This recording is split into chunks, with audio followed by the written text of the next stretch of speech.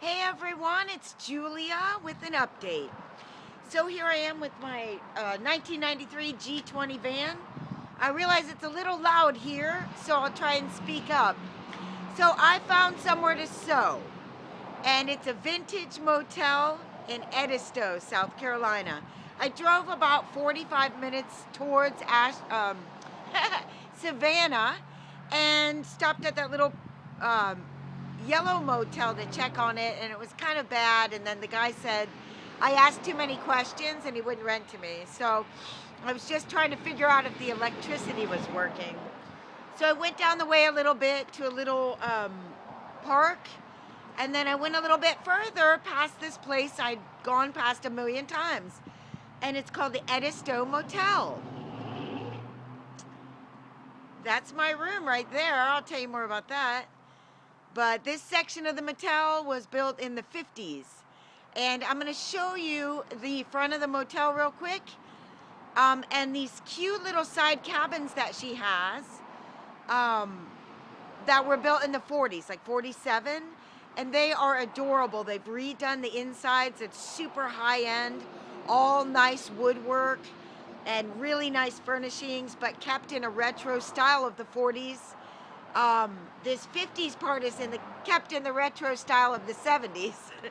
But the outside of the motel, this is all the original pink brick work. And obviously these things here. And they're actually repairing the roof right now. So in front of my room is a few more roof pieces. I actually want to get this video completed before all the construction guys come back. But you can see it's a beautiful property. Here, it's just like a big lawn there, and the owners live on the property in a big house back there, and then that's Highway 17 there, going that way to Savannah and that way back to Charleston. I am going to show you the section where the little cabins are, and then these little cabins, and they've got a brick wall in between them. They're adorable. I want to rent there next time. So this is the front of the motel here. See? And I just wanted to show you this really cool vintage tile here.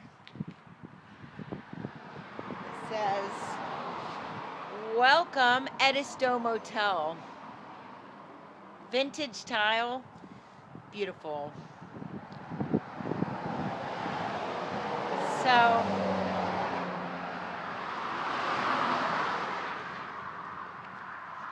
here's the sign. It says Edisto Motel and delicacies. Here it is. Look at these little cabins. So it's just this roundabout sort of arch of these teeny little cabins. They were built in the 40s. And they're working on it right now. They're fixing it up. But these are the cutest little, I wish I had a key right now to show you inside. So each one of them's a little cabin, but it has like a wall built between. Someone's growing tomato plants. And she showed me a suite, and it was just the cutest, two little cabin rooms connected. And it's just really lovely. I want to come back and rent here. It's a really nice big old tree. Oh, they're just adorable. All right. So I found this little place and I just pulled up, and on the front it says you have to call to make a reservation. But I happened to catch, it's really loud. I happened to catch the lady cleaning and asked her if she had a room, and I ended up getting this room. And right across the street here, it's all forest.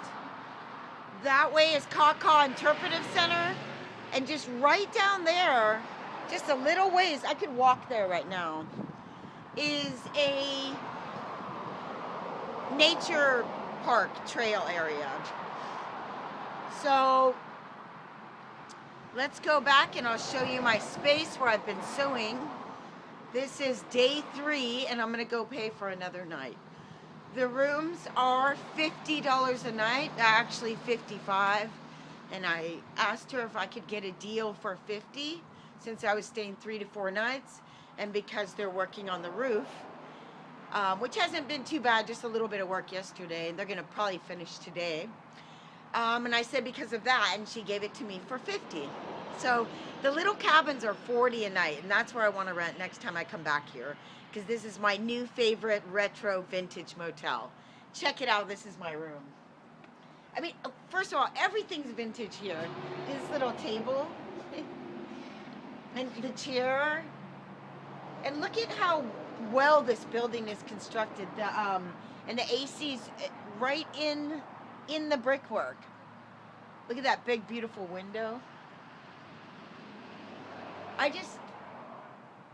It's just a well-maintained property, and they're making it even better. So here, I'll show you my room now. Won't believe how massive it is.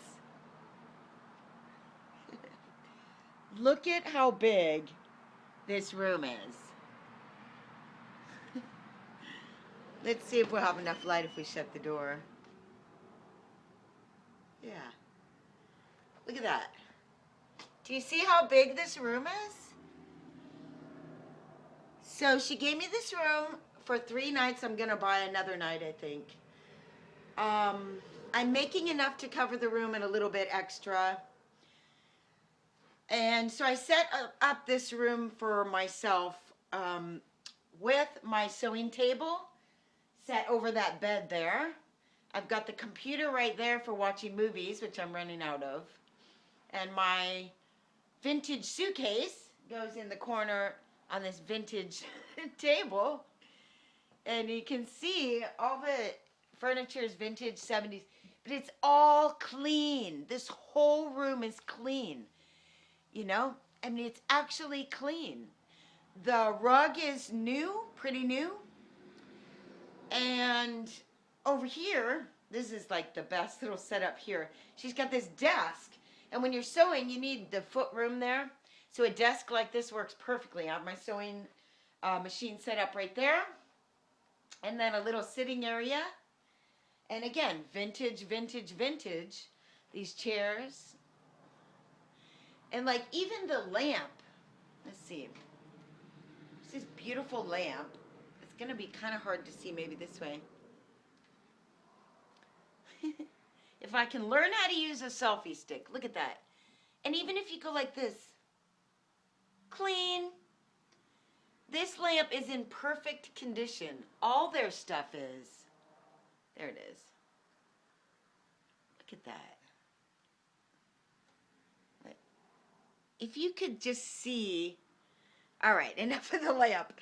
It's in perfect condition. It's super clean. There's no yellowing of the white here. The wood, it's not scraped, or it's perfect. The draperies could use a little help. But then you come over here, you got this cute 70s thing here. Woo! It's just really cute. Everything's super clean. And look at the woodwork. This is beautiful, you know, 70s woodwork, but it's all, let's see. You can see the detailing there. The surrounds, I guess they're called. Just the nice, everything's super nice.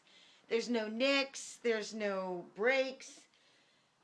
If you touch the surface, you can feel that it's clean. So I am loving this big giant room. You can see my next dress I'm getting ready to sew right here. Virgil Kane is my name. And, I can't remember the words. Anyway, Jerry Garcia used to sing that song. And this is the Low Country Whiskey Company here in Charleston. And these are the dresses I have yet to finish. The first thing I did when I came in here was pull out the skirts that I bought and the tops. And the tops, I had 13 t-shirts.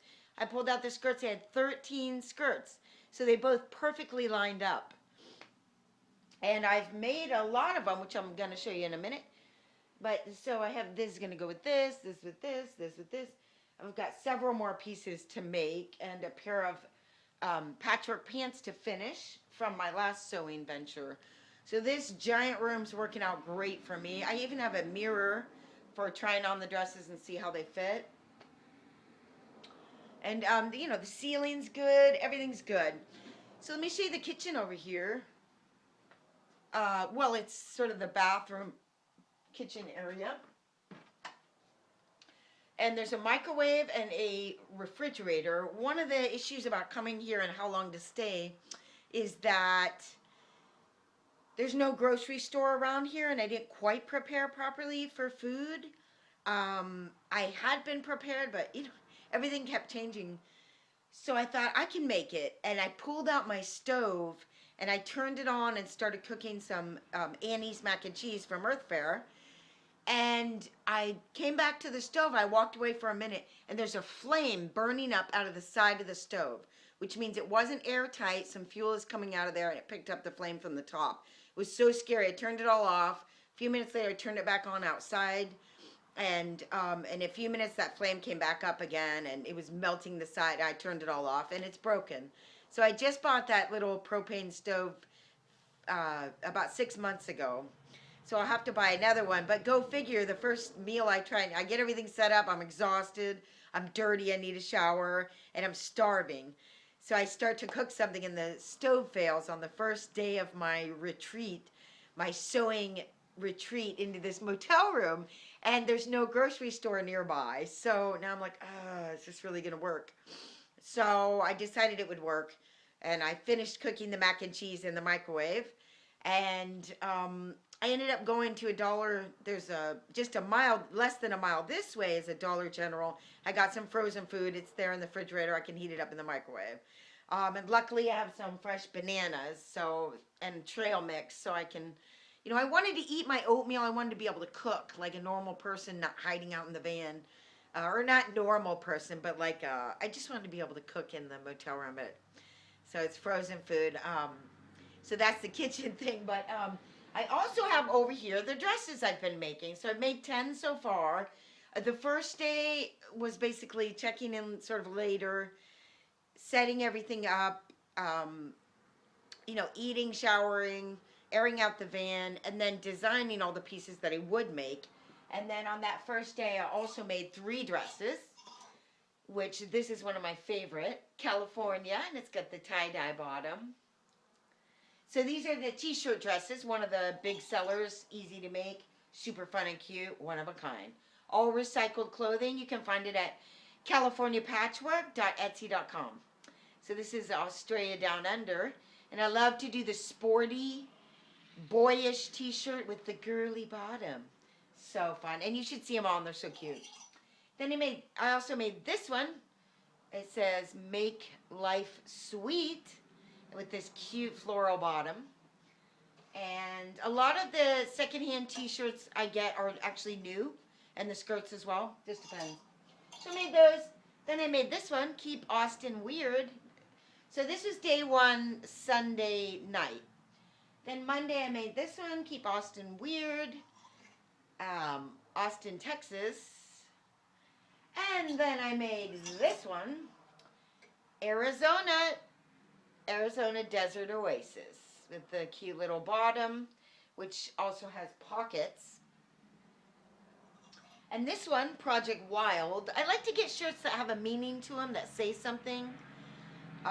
So Project Wild, the cute little green bottom. And then this one, Wake Forest. And I really love how sporty that is with the pink bottom. And I like that it says forest. And I like that it says wake. So that's a little message. This one's awesome. This is the School of Empty Hand Art. The cool, like, tribal bottom. And the front is awesome too. And it says, "Respect, Responsibility, and Service," with the cute tribal bottom. And the lion. And then we have this one. It says, "Pipeline, ride it." And this one's for the beach store. It's a brand new top with a cute Indian bottom. And it's got side slits here. And that's a cute little number. And then we have this one, which is the open CrossFit Wando, and it goes up further like that. But it's just the hanger it's on because I ran out of hangers already. So I'd use my pants hangers. And a big floral bottom with the buttons in the front so it opens all the way to the waist here. So that could be a pretty cute little number there. And I like how it says open. So all of my dresses have a little message. Make life sweet. So that little rack holds my items, and I wanted to show you this too. It's you see these old motels, and they always let them go to crap, and eventually they get bulldozed. But this has been maintained. It's just got this like wooden. Whoops. See? Look, it's beautiful. Everything's perfect in here. So I found a motel that works. That's clean. Here's a bathroom. And even, like, look at the entrance. This is the original granite or marble. Beautiful marble piece here. And they redid the floor as absolutely new with this beautiful wood. 2 different types of wood here. Really beautiful. And it's clean. I would never put my hand on. And I've been in here 2 days and it's still clean. Like I said, the rug is new over there. But here's the bathroom. Oh, and the tile in here is beautiful too and clean. It's amazing. So here's the bathroom. And I'm showing you this because it's sort of an old motel that's actually been kept nice. The towels were super fluffy and white and clean. Look at that. I've already used this too. Twice. Toilet's clean. You know, the door's not smashed in. It's from the 70s in new condition. Amazing. Cute little rug. The bathtub's clean. And then look at these cute little vintage window there. And it opens. See how cute and little? Oh, there's a little, yeah. Anyway, there's a little paint coming off down there. But that's bound to happen in a shower when people don't open the cute little window. So I'm loving this little hotel room. Totally clean. Totally big.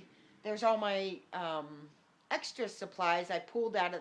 That's what's in the van. That's what's being in the store in the van. And these are all patches, pre-cut, so that when I get somewhere to sew in my nomadic crafter life, it's already pre-prepared. I am loving this spot.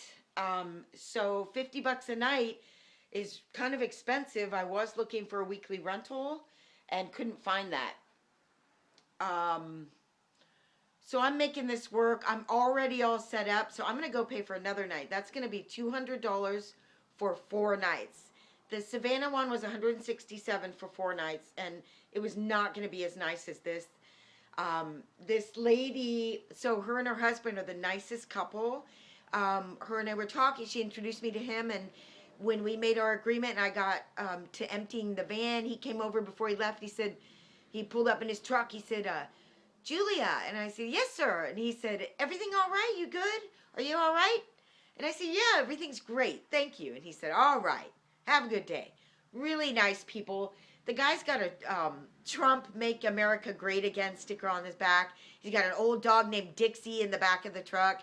A deep Southern accent. He's his grandparents owned this place. So he's from this area. It goes back to the 40s at least. And this is, again, Edisto, South Carolina, Jonesboro, South Carolina, sort of in between. I've been by this motel a million times and wondered, oh, look at those cute cabins. I wonder, and never stopped by. So, never stopped in. So, this is a great older couple. They've, well, not too much older. And they're really nice. The place is clean. And we even talked about maybe, I said, do you do monthly rentals? So, maybe there's something in the works with that. And they do need help around here. They have a couple kids, but they're not interested in the old motel, of course. And I'm sitting here asking her all these questions. She's showing me photos from the 40s. She's showing me all the cabins. I got to go in several of them and check them out. So I'm really into this little motel that I'm staying at. The people are nice. The place is clean. It's a little expensive, but it was worth it because I had been waiting so long to find a place and so eager to sew. At this point, I'm wanting to keep all my dresses for my own store and not give them to the other lady. And I'm considering backing out of that deal. But then I'm thinking, when I'm on the road, it'd be nice to have a second place to just sell immediately a packet of stuff to her and send it and get a check in case stuff's not selling in the store. But the whole thing is, can I keep up with it all? So my store is nearly empty right now. I mean, there's like 40 items, that they're all older items that have been there forever that nobody wants. So anyway, really great place. Doing well. I have a goal today of at least 3 dresses is my goal on any given day, which I did the first day, and yesterday I did 7 dresses. So let me see here. Some numbers I wrote in. Where'd it go? Oh, so altogether I have 10 dresses, which at my $33 price online comes to me earning $330, taking away $150 for the room, leaves me $180 ahead. That's not a great profit margin, but I also get to sleep in a room, watch TV and movies, shower anytime I want, make food, just have the privacy of a room. Also, getting out of Charleston for a bit is a really good idea because I've been abusing my Walmart parking privilege by staying there almost every night, and I don't feel great about that. Without the dogs, I'm sort of just hanging around Charleston and not really working, and except for online, which is helpful. But that feels weird. So it's been good to get out of Charleston. And it's been good to not use the gas in the van, which I've been doing a lot of. So the profit margin a little low, but I still have all of today, which is already paid for, assuming 3 more dresses. That's another $99. So my profit would be, if I don't rent for another day, $280. Having paid $150. If I pay another day, it'll be $200, and I'll make a bunch more stuff. So yeah, let's see. Was there anything else I wanted to tell you? When I do leave, I'm gonna go. I took a nature walk yesterday in this little nature park over here, and I want to do a video for you. And when I leave this motel, I'm gonna do another walk. If I stay another night, I miss my dance night at the poorhouse, which will probably be good to mix it up anyway. Yeah, so I've told you everything I wanted to tell you. I've had such a good experience here so far, and I'm going to go ahead and get back to sewing in my little motel room here in Edisto, South Carolina. Thank God I found a place. So stoked to next do the photographs of everything and get them listed. And then I'll figure out what the lady in the store can have. But I want all these dresses for my store at this point. So I don't know. We'll see what happens. All right. Thank you for watching my van life videos. This is a short hiatus and a sewing rental for the week. And thank you for my new subscribers. I am trying to build my channel here. And we will be heading out on the road at some point soon. And then we'll be in the van more and finding other rentals to sew in.